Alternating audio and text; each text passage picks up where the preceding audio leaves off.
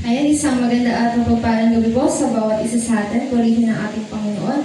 Ayan, samahan niyo po ako sa mga awit, chapter 95, verses 1 to 2. Tayo na't lumapit kay Yahweh na Diyos, siya ay awitan, ang batong kublihan, ating ngang handugan. Masayang awitan, tayo na't lumapit sa kanyang presensya na may pasalamat, siya ay purihin ng mga awiting may tuwa at galak. Ayan, purihin ang salita ng ating Panginoon. Tayo po ngayon ay humikit at manalangin. Panginoon, nakita sa lahat, maraming salamat po, Panginoon, sa pagkakataon po ito na inyong pinagkaloob sa bawat isa sa aming Panginoon na makapakinig, Panginoon, ng inyong salita, Lord God. Panginoon, kami po humihingi ng kapatawaran sa lahat, Panginoon, ng aming mga nagawang kasalanan, Lord. Sadyaman po ito o hindi, Panginoon, kami po humihingi ng inyong kapatawaran, Panginoon. Maraming salamat po. Ngayon din po, Lord God, nataas po po, Panginoon, ang gawain nito, Lord God, na ikaw po, Panginoon, ang siyang mauna, Panginoon, sa bawat isang inyong gagamitin sa oras po na ito, Panginoon, sa bawat isang tutugtog, Panginoon, na awit, Lord, pagkaisilin mo po ang tinig ng bawat isa. Kayo rin po, Panginoon, ang siyang huli po, Panginoon, i-bless po ang buhay ng bawat isa, Lord God. And we claim, Panginoon, ng katagumpayan, Panginoon, ng inyong pong gawain na ito. In Jesus' name. Ngayon, Panginoon, tinataas po namin, Panginoon, ang bansang Iran, Panginoon, at ang bansang Amerika, Panginoon, na ikaw, Lord, ang siyang huli po, Panginoon, sa bawat isang mga leader, Panginoon, na magkaroon, Lord, ng peace, Panginoon, sa bansang mga ito, Panginoon, sa bawat bansa, Lord God, na naapektuhan, Panginoon, ng krisis na ito. Ikaw po, Panginoon, ang siyang patuloy na maggabay, Panginoon. Ikaw ang siyang patuloy na mag-provide, Lord, at tumugol sa kanyang mga suliranin, Panginoon. Maraming salamat, Panginoon. Sa inyo lang po namin tinataas ang dalangin na ito. In Jesus' name we pray. Tayo naman po ngayon ay mag-awitan. Samahan po ako at tayo po lumawit ng mahal na mahal kita, Panginoon.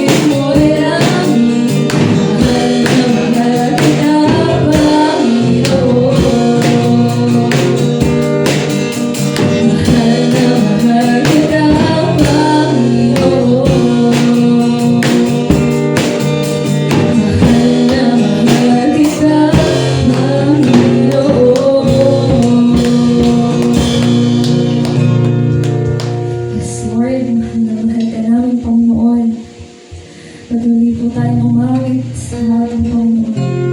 Tuloy po natin dalhin ng presensya niya sa oras na ito.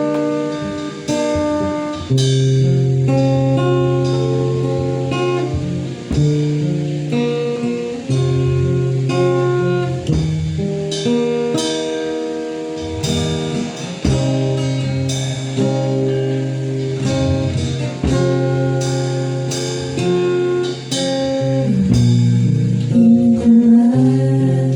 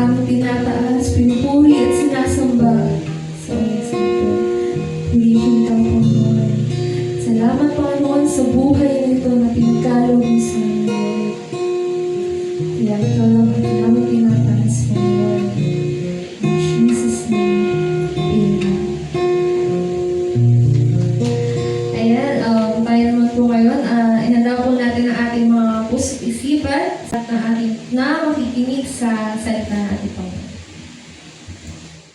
Magandang gabi po sa inyong lahat. Purihin po ang ating Panginoong Diyos sa gabing ito at muli tayong mag-aaral ang kanyang mga salita. Kung kayo po ay may mga Biblia, buksan po niyong Biblia sa unang Pedro, Kapitulo 3, verse 1 hanggang verse 7. Ito po yung ating teksto. Kayo naman mga babae, pasakop kayo sa inyong asawa. Sa gayon, kung meron na sa kanila na hindi pa naniniwala sa salita ng Diyos, may hikayat din silang sumampalataya dahil sa inyong magandang asal. Kahit hindi na kayo magpaliwanag pa sa kanila, sapat na makita nilang inyong makadiyos at malinis na pamumuhay. Ang inyong ganda ay huwag maging panlabas lamang tulad ng pag-aayos ng buhok at pagsusuot ng mga gintong alahas at mamahaling damit.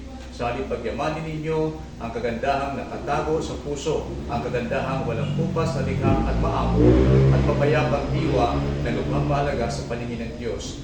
Iyan ang pagpapagandang ginawa ng unang panahon ng mga babaeng banal na umasa sa Diyos at sila'y nagpasakop sa kanilang mga asawa. Tulad ni Sarah, sinunod nila at tinawag ng Panginoon ang asawa niyang si Abraham. Kayo rin ay mapapabilang sa kanyang mga anak kung matuwid ang inyong mga gawa at wala kayong anumang kinatatakutan.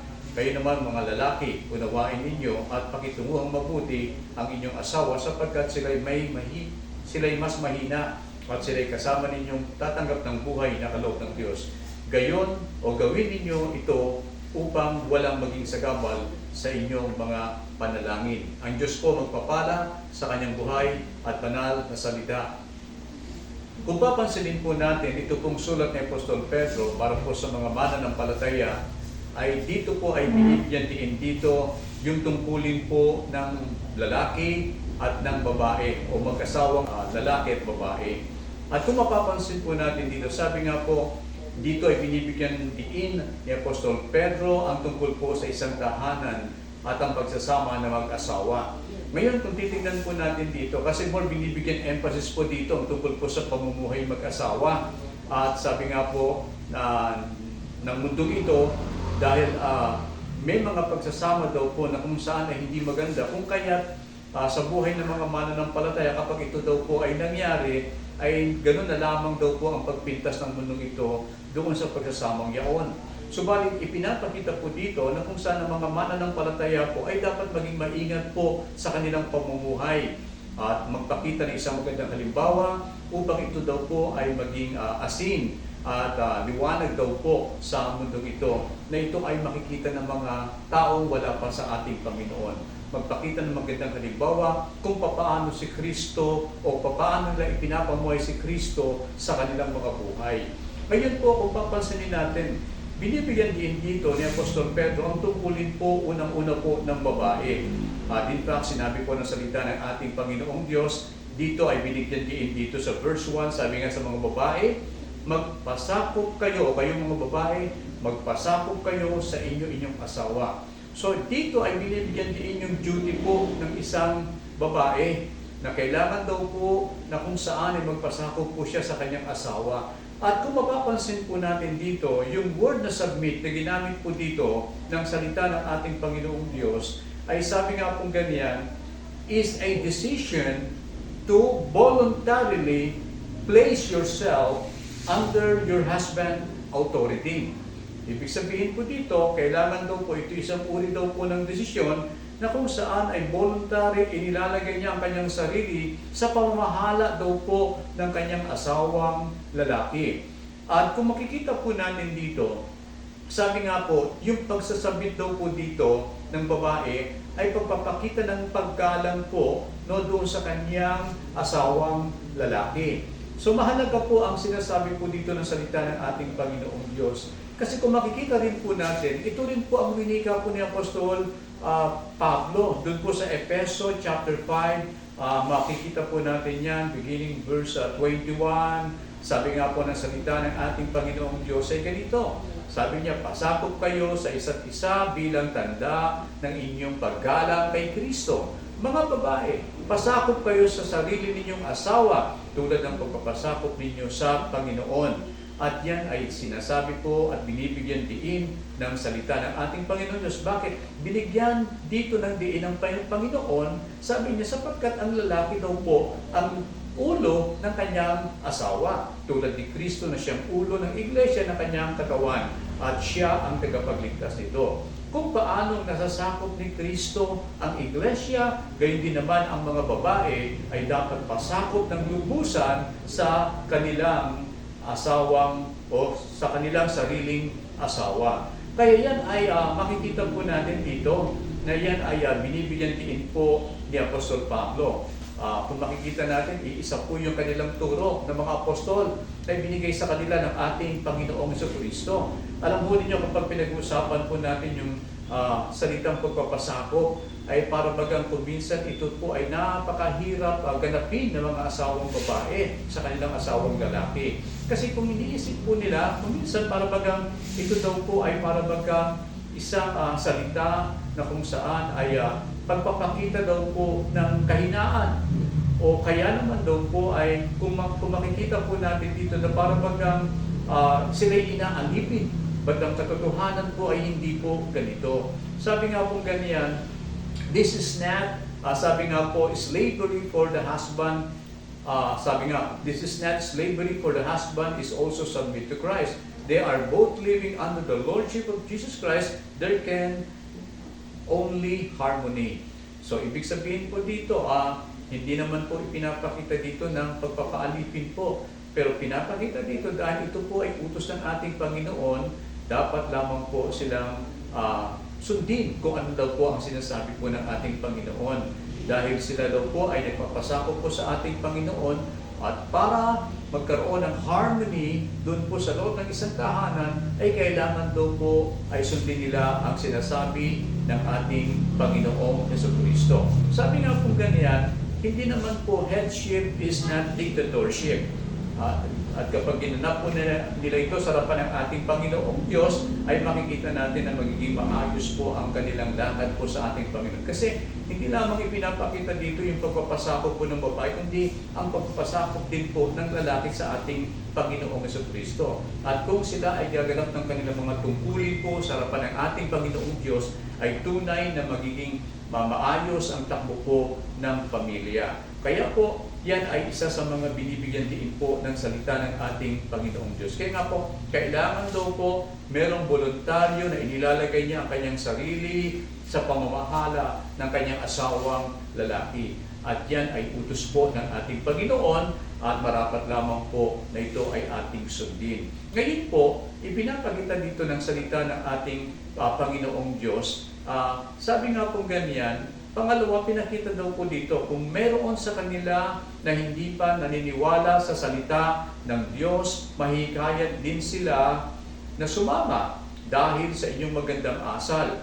Kahit hindi na kayo magpaliwanag sa kanila, sapat na makita ang inyong makadiyos at malinis na pamumuhay. Kaya napakaganda po na yung ginagawang pagpapasako po ng asawang babae sa kanyang asawang lalaki ay isang magandang halimbawa na kung saan na pwedeng sabihin natin na ganito, na kung yung kanyang partner po ay wala pa po sa Panginoon, maaring yun ay gamitin ng Panginoon para po ang lalaking ito ay makita niya kung paano ang babae ay sumusunod po at nagpapasako po sa ating Panginoon at sumusunod sa salita ng ating Panginoong Diyos. At sabi nga po ng salita ng Diyos, kung yung kanyang partner ay wala pa po kay Lord, ito ay magbibigay daan, pwedeng gawing daan para po madala ito sa ating Panginoong Diyos na siya rin ay magsusuko ng kanyang buhay po sa ating Panginoon. Ngayon po, sabi po ng salita ng ating Panginoong Diyos, napakahalaga po na kung saan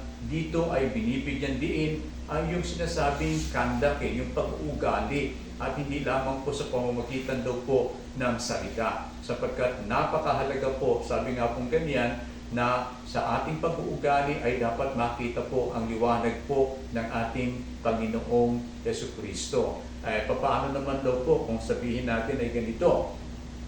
Kung dumating sa punto po na kung saan ay sabihin natin na merong ipinapagawa na against po doon sa kanilang faith at doon sa kanilang commitment at relasyon sa ating Panginoon, dahil yung kanilang husband ay wala po sa ating Panginoong Jesucristo, sabi nga pong ganyan, tayo as a Christian, hindi tayo pwedeng makipag-compromise. At mahalaga, tayuan natin yung ating pananampalataya at ipakita natin yung maganda nating halimbawa bilang mga tagasunod po ng ating Panginoong Jesucristo. Hindi tayo dapat lumagay doon sa puntos na kung saan tayo ay magkakasala o kaya naman daw po makikipag-compromise tayo sa ating pananampalataya o lalabag tayo doon sa sinasabi po na salita ng ating Panginoon. Pero as long na yung ating partner ay gumagawa naman po ng kanyang tungkulin, mahalaga nandun po yung submission po. Yun po yun. At mahalaga rin po na dapat may pakita po ng babae na yung kanyang magandang asal po ay dapat pinapakita dito yung magandang halimbawa bilang tagasunod ni Kristo Jesus. At kasabay din po nito, sabi din po ng salita ng ating Panginoong Diyos, ipinakita rin po dito, sabi nga po ganyan, sabi niya, pagyamanin ninyo ang kagandahang nakatago daw po sa inyong puso, ang kagandahang walang kupas sa likha at maamo, at mapayapang diwa na lubhang mahalaga sa paningin ng ating Panginoon. Kaya more binibigyan ng emphasis dito ni Lord na kung saan yung inner character, hindi yung outward appearance. Kasi sabi nga pong ganyan, di ba? Ang kagandahan ay hindi lamang daw po sa pamamagitan daw po ng mga maging panlabas lamang po, katulad daw po ng pag-aayos daw po ng buhok at pagsusuot ng magintong alaas mamahaling damit. Kundi pagyamanin daw po yung kagandahan na nakatago po sa puso. Sapagkat itong kagandahan daw po ito ay walang kupas, nalikha ng maamo at mapayapang diwa. At yan daw po ay napakahalaga po na sa paningin po ng ating Panginoon. Kaya po yan ay makikita rin po natin na kung saan may mga halimbawa kung pinakita dito si Apostol Pedro sa pamamagitan ng kanyang mga salita. Sabi nga po, katulad daw po ni Sarah na asawa po ni Abraham.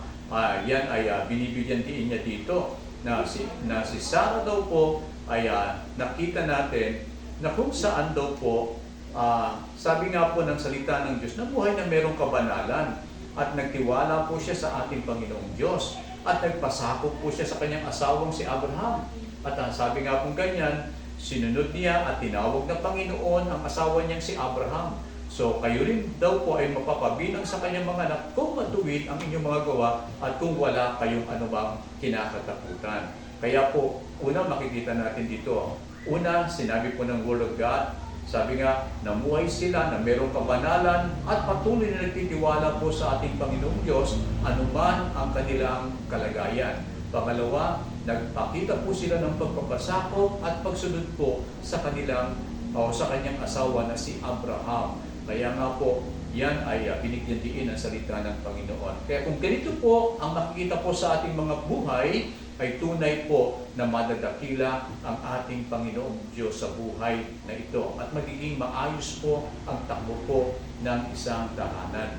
At kayo din po naman, ipinakita rin po, matapos sabihin po ni Apostol Pedro ang tungkol po sa tungkulin ng isang babae sa kanyang asawang lalaki, ay dito ay mababasa rin po natin dito. Pagdating ng verse 7, yung tungkulin naman daw po ng asawang lalaki sa kanyang asawang babae. Ano pong tungkulin na ipinakita po ng Word of God? Sabi niya, kayo namang mga lalaki, unawain ninyo at pakituwang mabuti ang inyong asawa, sapagkat sila'y mahina at sila'y kasama ninyong tatanggap ng buhay na kaloob ng ating Panginoong Diyos. Alam po ninyo, dito ay binibigyan ng diin ang salita ng ating Panginoong Diyos. Unang-una po, siyempre, mapapansin natin dito yung pinapakita po ng Word of God na kailangan, paano ba natin gaganapin ito bilang mga lalaki sa ating asawang babae?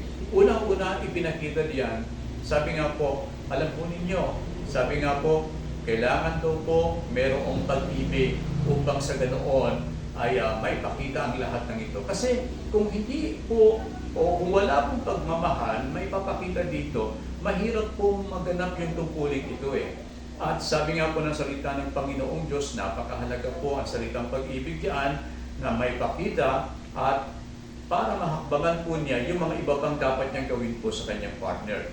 Unang-una po, mahalin ang asawa, love your wife by treating her as an equal partner. Ngayon po, makikita natin dito, ganito po. Kailangan daw po, merong pagtrato na equal po doon sa kanyang partner po. At yan po ay binigyan ng salita, binigyan po diin ang salita ng ating Panginoong Diyos. Sabi nga po, bakit parehas din naman po sila na kung saan ay mga servant po ng Panginoon, at gayon din po naman daw po, si parehas din po sila ng mga tagapagmana po ng biyaya po ng buhay ng ating Panginoong Diyos. At kaya naman po, ipinapakita dito, kailangan daw po ay mayroong pantay na pagtrato po doon sa kaniyang partner. At yan ay binigyan din po ng Word of God. At gayon din po naman, sabi nga pong ganyan, pangalawa, pagpapakita dito na sa pamamagitan na po, love your wife by understanding her. Sabi nga po bigyan, unawa po yung kanyang partner. No? Yung alam po ninyo kung minsan makikita po natin dito dito marami pong mga asawang lalaki kung minsan ay nagsasuffer. Pero sabi nga po ng salita ng Panginoon, unawain daw po natin sila. At yan ay sinabi po sa verse 7. So, paano po natin gaganapin ito mga kapatid? Unang-una daw po, kailangan ipakita dito na sabi nga po, yung partner daw po, unawain natin yung kanilang personality. Okay? Pangalawa, kailangan daw po ay maging open daw po tayo sa kanila. Magpakita tayo ng katapatan natin sa kanila. At ganyan po naman, kung may mga katanungan tayo, ay dapat po natin silang tanungin in a nice way. At hindi lamang po yan. Magpakita tayo ng sinasabing learn to love language. No? Alam po ninyo, meron mga sinasabi pong love language. Nandiyan na daw po yung unang-una yung physical touch, di ba? Nandiyan yung words of affirmation na ipinapakita po ng salita ng ating Panginoong Diyos na dapat daw pong ganapin ng isang mananampalataya. Itong word of affirmation na ito ay pagpapakita po ng mga salita na kung saan ay mga positibong salita na makapagbibigay ng encouragement po sa Kanya. At kuminsan ay dapat din po, sabi nga, gift giving o kaya naman ay pagbibigay po ng mga regalo. At kayo din po pagbibigay ng quality time and acts of service at sinasabing paglilingkod. Ngayon po, kung gagawin po ito, sabi nga po ganyan, ay mas lalo mapagbubuti po yung kanilang pagsasama. Hindi lamang po yan, ipinapakita din po dito. Sabi nga, to understand your wife better, you must accept them for who they are, no matter how imperfect they may be. Okay? Kung sino man daw po, kung ano man daw po sila, ay tanggapin daw po natin. Alam naman natin, wala naman talagang perfecto, no? Lahat tayo ay dumadaan po sa proseso po ng ating Panginoon. At the same time, sabi nga po ganyan, be affectionate, no? Build intimacy. At kapag ginawa po natin ito, sabi ko, magiging matatag po yung pagsasama po ng mag-asawa. Hindi lamang po yan. Ipinakita din dito ng salita ng ating Panginoong Diyos. Sabi nga, paano natin mamahalin ng ating asawa? Pinakita rin dito, love your wife as Christ loved the church. Alam mo din nyo, sabi nga po sa Word of God, Ephesians chapter 5 verse 25, mga asawang lalaki, mahalin ninyo ang inyong mga asawa. Ang inyong mga asawa. Gaya ni Kristo nagmahal po sa iglesia. At ibinigay ang kanyang sarili alang-alang po sa kanya. So yan ay binigyan din ang salita ng Panginoon. Anong klase kaya ng pag-ibig? Anong klase kaya ng pag-ibig na ito na pinapakita po ng Word of God? Na command na ibinigay po ng mga apostol doon sa mga asawang lalaki. Sabi nga po, ito daw po pag-ibig na ito, ang tawag dito ay agape love. A love that is self-giving, okay? Handa niya ibigay yung kanyang sarili, and always seek the other's person highest good. Lagi niyang hinahanap daw po kung ano yung pinakamabuti na pwede niyang ibigay po doon sa kanyang partner. So yun po yun. At yung pag-ibig daw po ito, dinefine ito ng 1 Corinthians chapter 13 verse 4 hanggang verse 7. Ang pag-ibig daw po ito ay matiisin, magandang loob. Ang pag-ibig ay hindi maingitin o mapagmalaki o hambog. Hindi magaspang ang kilos, hindi ito pinipilit ang sariling kagustuhan, Hindi mayayamutin, hindi nagtatala ng mga pagkakamali, hindi ito natutuwa sa masamang gawang masama, kundi natutuwa sa katotohanan. Pinapasa nito ang lahat ng bagay, pinapaniniwalaan ang lahat ng bagay, inaasahan ang lahat ng bagay, tinitiis ang lahat ng bagay. So, dinipay po ni Apostol Pablo po yung salitang pag-ibig na agape. At yun daw po ang katangian na kung saan ay dapat daw po na makita sa mga asawang lalaki. Na kung papaano, sa madaling salita, na kung papaano minahal ni Kristo ang kanyang iglesia, ay dapat ganun daw pong pag-ibig maipakita ng mga asawang lalaki sa kanilang asawang babae. Na papaano daw po? Halimbawa po, pinakita dito, Christ died for the church. Okay? Namatay si Kristo para sa kanyang church. So dapat ganun din daw po yung mga lalaki. Handa silang mamatay para doon sa kanilang minamahal. Kaya din po naman, Christ lives to make the church holy and clean. So, nakita natin yung pamumuhay na pinakita ni Kristo Jesus. Isang halimbawa na dapat pong tularan ay dapat din daw po ay ganun daw po. Sabi nga po na kailangan may pakita niya yung nais na pamumuhay ng ating Panginoon na mayroong kabanal kalinisan, no? At hindi lamang po dapat ganun lamang po yun, kundi mahawahan niya yung kanyang partner na makapamuhay din po ng banal at malinis sa harapan ng ating Panginoon. At yun din po naman, sabi nga kung ganyan, kung paano po si Kristo will someday present the church to Himself as a glorious church without stain or wrinkle. Kung sabi nga kung ganyan, na kung saan inihanda ni Kristo Jesus ang kanyang iglesia, na darating araw na ito'y maging maluwalhating iglesia na walang bahid, dungis o dumi. So dapat ganoon din po.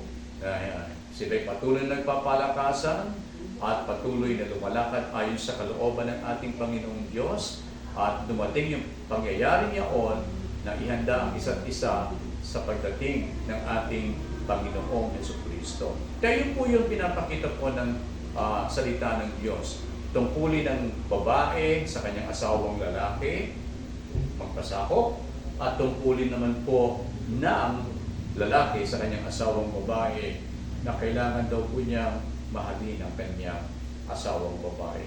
Merong pagpapasakop sa isa't isa, merong pagmamahalan sa isa't isa, at kapag ito po ay nangyari, magiging matatag ang kanilang tahanan. At sinabi rin po ng salita ng Diyos, kapag sila'y namumuhay po ng ganito, ipinakita po yan ng salita ng Diyos na ganito po, gawin niyo ito upang walang maging sagabal sa inyong mga panalangin. Gusto natin, di ba, na tayo po ay sagutin ng Diyos sa ating mga kahilingang panalangin. So, tuparin natin ang sinasabi po ng Word of God. At kapag ginawa po natin ito, tunay na yung mga prayer request natin kay Lord ay tutugunin po ito ng ating Panginoon. Walang sagabal, walang dahilan, at hindi sasabihin ng Diyos, so teka muna, no? Pasandaliin muna. Pero dahil ginaganap po natin ang kanyang salita, tunay na ang Panginoong Diyos ay tutugon sa ating mga prayer requests. No? Yun po ang sinasabi po ng Word of God. So ulitin ko po, mga asawang babae, magpasakop kayo sa inyong mga asawang lalaki, at yun din po naman yung mga asawang lalaki, mga lalaki, magpasakop, mahalin ninyo ang inyong mga asawang babae. Both may pagpapasakop, both, okay, merong pagmamahal. Purihin po ang ating Panginoon Diyos. Tayo po'y manalangin po sa Panginoon. O Diyos, kami po ay patuloy po lumalapit sa iyo sa gabi pong ito. Purihin ka, O Diyos, at tunay na napakabuti po ninyo. Ang mga instruction na ito na binigay po ninyo sa mag-asawa, hayaan po ninyo makita po sa aming buhay. Turuan niyo kami, may-apply namin po ang mga salitang ito upang sa ganoon walang maging sagabal sa aming mga panalangin at gayon din po naman maging maayos ang pagkasama po sa loob ng tahanan ng lalaki at ng babae. Dalangin ko, O Diyos, patnubayan niyo po kami ng Santo Espiritu. Kasabay nito ay patuloy ko pong itinataas sa iyo, Panginoong Diyos, ang mga kapatid namin na merong karamdaman, inyo po silang abutin, inyo po silang ipuin, Panginoon. We ask your healing touch be upon their lives, Lord God. And I think, Lord God Almighty, by the stripe of the Lord Jesus and by His blood, they were healed in Jesus' name. Maraming pong salamat. At po sa kanyang mga pangailangan, kayo po ang tumugon ng lahat ng ito. Maraming pong salamat. Katuloy hindi ka sa amin na kapag kami sumampalataya, na natanggap namin yung aming mga prayer requests, tunay na ito po ay mangyayari po sa aming buhay. Ngayon po, nagpupuri kami, nagpapasalamat, sumasampalataya, at minsan pa aming itinideclare na kami po ay answered prayer. Salamat po. Ikawan po niyong binisyon pagpapala sa amin. O yung pagpalain ng buhay ng iyong mga anak at ingatan ng bawat isa, yung pagpalain po ninyo, o Diyos, ang aming sambay kinigtas, pagpalain din po ninyo ang kabuhayan, trabaho, negosyo. Ibuhos mo masaganang pagpapala, sukat walang kalagyan, aming tinatanggap po ang lahat ng ito sa pangalan mo, Jesus. O sumayin niyo ang pagpapala ni Kristo Jesus, pag-ibig ng Ama at pag-ipagsasabalan ng Espiritu Santo. Amen. God bless po.